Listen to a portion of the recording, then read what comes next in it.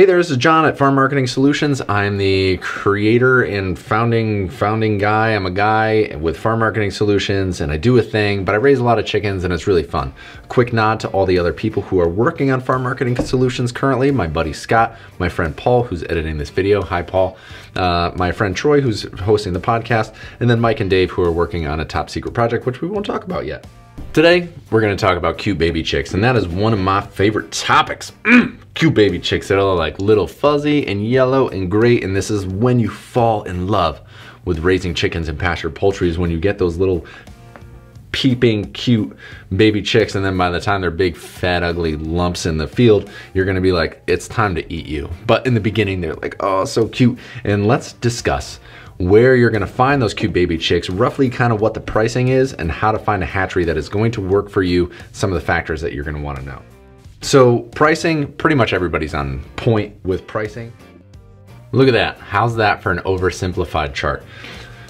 And what this is trying to illustrate is that the larger scale that you buy chicks, the more your scale goes up, the more the price is going to come down. When you're only buying 10 birds, the price is gonna be higher than when you're buying 1,000 or 10,000 birds or 100 birds, even that. And this is pretty universal with hatcheries, that the more you buy, the less you pay, and then your cost per chick goes down because there's less handling for them to put the chicks in the mail and send it to you, where they can just give you a whole bunch of birds. You're buying in bulk, they have a guaranteed bigger sale. And that's just kind of the way pricing works. The average chick goes from anywhere from 85 cents up to $2.80, $2.50. And that is gonna depend on the hatchery, the breed that you want, whether it's male or female, whether it's straight run, and all of those prices are gonna be on the hatchery website when you go and try to order your chicks. Now, let's find a hatchery. That's really what this video is all about. And I have one really key differentiator for finding a hatchery that's pretty good. Now, I don't know how to illustrate this, but this is me, right? So I'm in Connecticut. This is a terrible picture of Connecticut. That's me. I'm gonna write me. I'm in Connecticut. And when you get a baby chick can survive up to 72 hours on the fluid that's in its stomach after it hatches out of an egg. And that allows hatcheries to get eggs in, either raise the eggs themselves or get hatching eggs in, hatch the birds and overnight mail them to me. So I do all in, all out, where I'm not hatching my own birds. I get overnighted mail, day-old baby chicks. Now, what used to happen is I got birds from Ohio, and there was a hiccup somewhere in the supply chain. This is my hiccup, and it would take 2 days sometimes to get to me. Now, that's 2 days out of my care, where I can't give them the proper heat, the proper nutrition. I can't read them bedtime stories. I can't sing them Christmas carols in the summer. I can't take care of my birds when they're out of my hands for 2 days. Now, those days, they can be on a truck, they can be on a loading dock, they can be in a post office where the postmaster is opening them up to be like, I raised chickens when I was a kid and this is so much fun. And then you like get in there and you're like, why are you opening my package? Those are my chickens. This is not the best scenario for me. So I did some research and I talked to my friend Heather Holland, who I mentioned in an Ask Me Anything video. It was the first one of the year. Hi Heather, how you doing? She gets chicks from a lady right here, Cindy, over at Burr Farm. Now, I talked to Cindy, and when I order baby chicks now, I still get them in the mail. I don't, it's not close enough for me to pick up, but she does ship them when the birds are ready on her time frame, as she is the hatchery.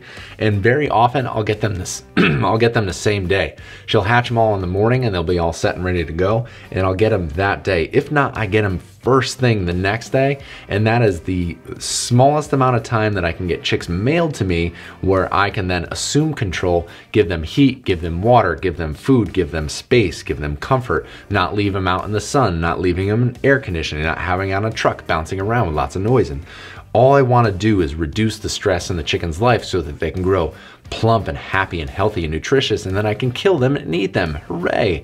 So when you're looking for a hatchery, one of the things to consider is proximity.